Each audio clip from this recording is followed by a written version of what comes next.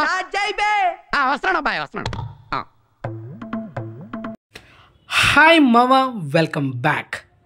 శాకాహారి ఈ సినిమా రీసెంట్గా ఒక 2 వారాల ముందు అమెజాన్ ప్రైమ్లో తెలుగు వర్షన్లో కూడా స్ట్రీమింగ్ చేశారు. యాక్చువల్లీ ఇది కన్నడ ఫిలిం. 2024 ఫిబ్రవరి 16 థియేటర్స్ అయ్యి అక్కడ ఈ సినిమా కన్నడ వర్షన్లో సెన్సేషనల్ సూపర్ హిట్ అయింది మావా. అండ్ థియేటర్లోనే 50 రోజులు ఆడింది ఈ సినిమా. మరి అలాంటి సినిమా ఒక 2 వారాల ముందు ఈ సినిమా తెలుగు వర్షన్లో స్ట్రీమింగ్ అయింది. మరి ఇంతవరకు ఈ సినిమా ఎవరన్నా మిస్ అంటే కనుక హైలీ రికమెండ్ మావా. సినిమా మాత్రం ఓర్త్ మూవీ అని చెప్పొచ్చు. ఫ్యామిలీతో చూడొచ్చు మావా, చూడాల్సిన మూవీ ఇది. సినిమా సింపుల్ స్టోరీ మావా, చెప్పాలంటే సింపుల్ స్టోరీ, కానీ ప్రజెంట్ చేసిన విధానం మాత్రం హైలైట్ అని చెప్పొచ్చు. డైరెక్టర్ మెచ్చుకోవాలి. ఆ నెక్స్ట్ సీన్ ఏం జరుగుతుందో మనం ఎక్స్పెక్ట్ చేస్తాం, అలాగే ఉంటుంది. కానీ ఆ సీన్స్, ఆ స్క్రీన్ ప్లే అనేది చాలా ఇంట్రెస్ట్ ఉంటుంది, ఎక్కడైనా బోర్ కొట్టదు.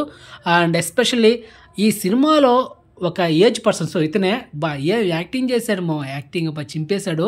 ఒక్క సీన్ ఉంది మా హైలైట్.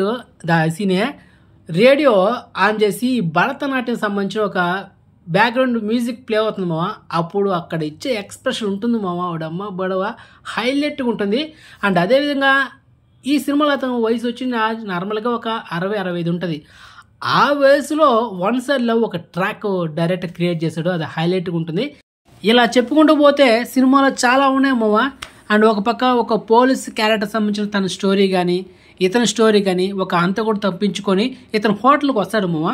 అక్కడ అనుకోకుండా అతను చనిపోతాడు. తర్వాత ఆ బాడీని ఈ ఏజ్ పర్సన్ ఏం చేస్తాడు, మరి పోలీసులు గాలిస్తున్న ఆ హంతకుడు దొరికాడా లేదా, మిగతా స్టోరీ మీరు సినిమాలో చూడాలి. సో చాలా ఇంట్రెస్ట్ ఉంటుంది మావా. క్లైమాక్స్ ట్విస్ట్ బాగుంటుంది. తర్వాత ఏజ్ పర్సన్ లవ్ ట్రాక్ బాగుంటుంది. అక్కడ కొన్ని హ్యూమర్ సీన్స్ ఉన్నాయి అండ్ కొన్ని ట్విస్టులు ఉన్నాయి. మిస్ అవుతుంది మావా. మొత్తానికి cinema one time worth movie అని నేనైతే పక్కాగా చెప్పగలను. సో వెంటనే అమెజాన్ ప్రైమ్లో ఈ సినిమాని తెలుగు వర్షన్లో చూశాను మావా. సో మొత్తానికి నెక్స్ట్ మంచి ఇన్ఫర్మేషన్తో మళ్ళీ మేము ఉంటాం మావా. బాయ్.